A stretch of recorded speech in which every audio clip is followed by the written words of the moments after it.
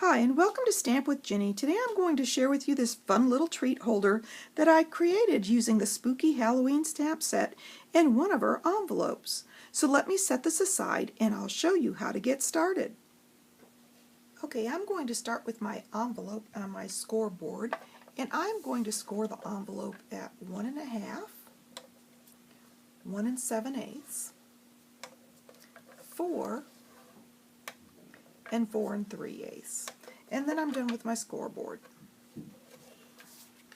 I'm going to do my stamping next, and just a quick little tip: when you're using an image that is newer or has some solid sections in it, when you want a really nice coverage of your ink, you can add a little bit of Versamark like I just did first, and then stamp, and you'll get these beautiful solid images easily. I've got my little pup there on the card, and I'm going to bring in my envelope to stamp on next. I've already got the score lines on it, so I am going to open this up. I'm going to flip over my flap, and I am going to stamp my sentiment right here on the top. I'm going to fold this over so that I have a little better visual, and I'm going to fold on these score lines so you can see it a little easier. I'm just going to use my fingers right now. I can use my bone folder later. There we go. And open it back up. And I am going to put my little sentiment here right at the top. And this is a fairly bold sentiment, so I'm going to use my Versamark again and stamp right in the center.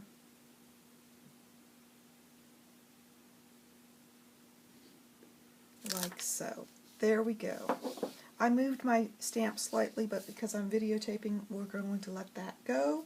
And then I'm going to flip this over. I'm going to pick up my little pumpkin, and I'm going to place it right down here in the bottom right left-hand corner of the envelope front. At this point, I'm ready to start adding color. So I'm going to bring my Stampin' Blends in. I'm going to start with my little jack-o'-lantern down here and color him in quickly with my pumpkin pie. Now, if you're worried about this going through the envelope, place a little piece of scratch paper on the inside to catch the color. But if you do fairly quickly and move with a light touch, it shouldn't bleed through. I've got that done. I'm going to bring in my little pup, and I'm going to start with this candy here. I'm going to start coloring with my light blend here on my sucker, and then I'm going to bring in my dark and simply go across this line here on my sucker real quick, just to add some highlight to that. The light will pop through. Next, I'm going to bring in my Granny Apple, and I'm going to start with the pup, and I'm going to color in his face. I'm going to leave this little circle without any color in it.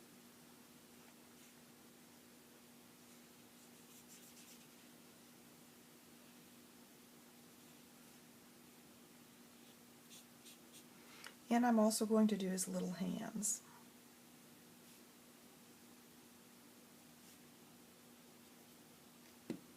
Once I have the light done, I can bring in the dark. I'm going to do his bolts and his neck, and then a little bit of shading.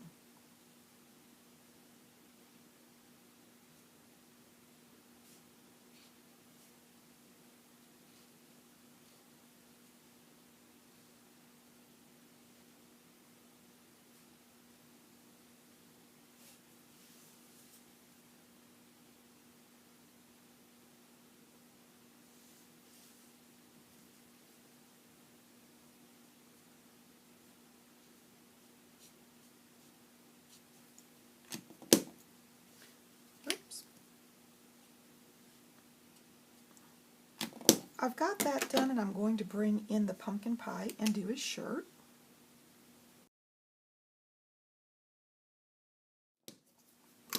And then I'm going to add a little bit of Petunia Pop here on his sleeves. Now I'm going to be punching my little guy out, so I don't need to do the whole image. I'm going to bring in my 2-inch circle punch, line him up like so. Let's see, I'm going to place that lollipop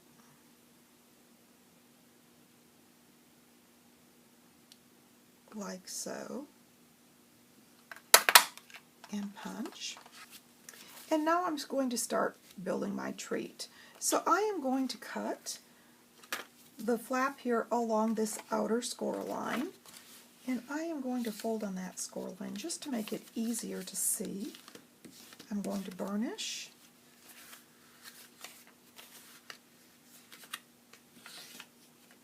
To make it a nice tight crease.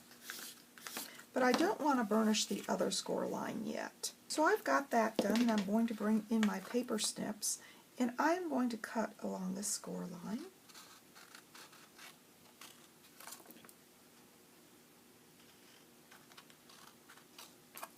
And I'm going to repeat that on the other side.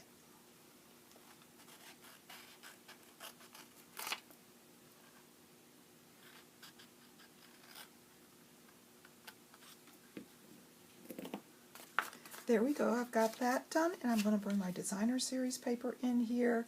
This is cut just slightly larger so that you can trim it if you need to. And I'm going to add that to this flap. I'm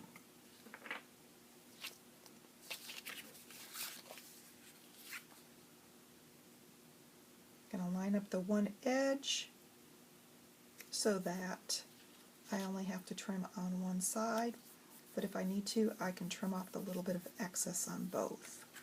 There we go. I've got that finished, and I'm going to follow my envelope here and go around that outer edge with my snips.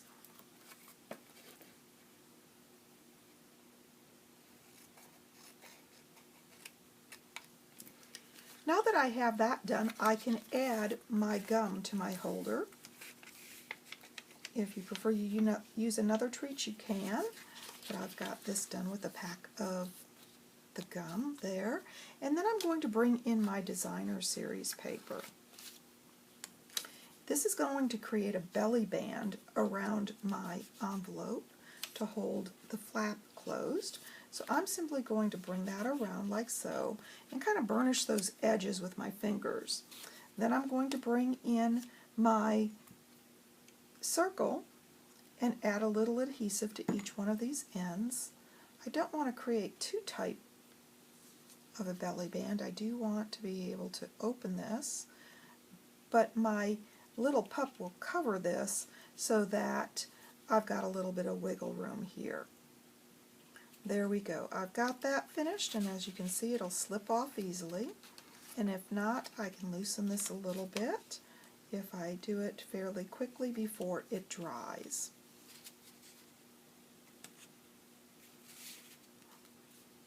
There we go. Once I've got that on, and I'm happy with the way it slides, I can add my little puppy to the top here, and I'm going to use a couple of dimensionals for this. I'm going to flip him over and pop him up.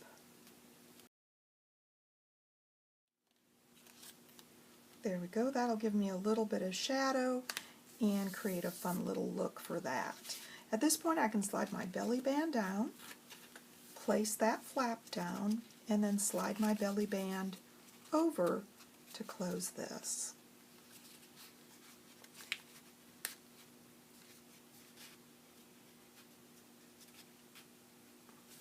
So there you go. I've got this cute little treat holder that I've created with just a basic white envelope and the Spooky Halloween stamp set.